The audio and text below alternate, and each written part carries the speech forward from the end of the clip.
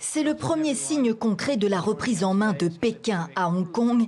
Et ce n'est pas un hasard si la télévision chinoise a été la première à annoncer la démission de Rupert Hogg, le patron de Cathay Pacific.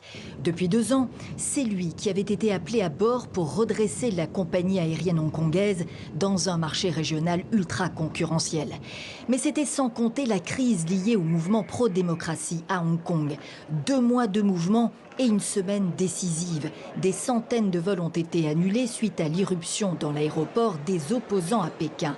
Parmi eux, des employés de Cathay Pacific, colère des nationalistes chinois, alors que la direction de l'entreprise s'est d'abord montrée ouverte sur la question.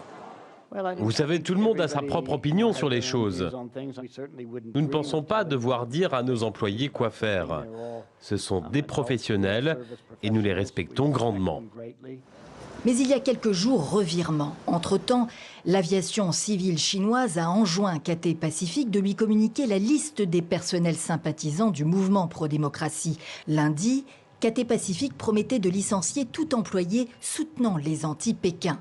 C'est finalement le patron qui part. Officiellement, il assume la responsabilité des récents événements.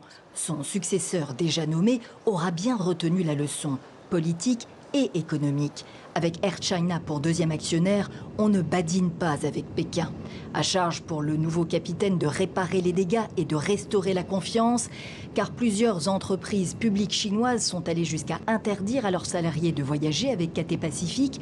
La principale banque chinoise a même donné l'ordre de vendre le titre en bourse.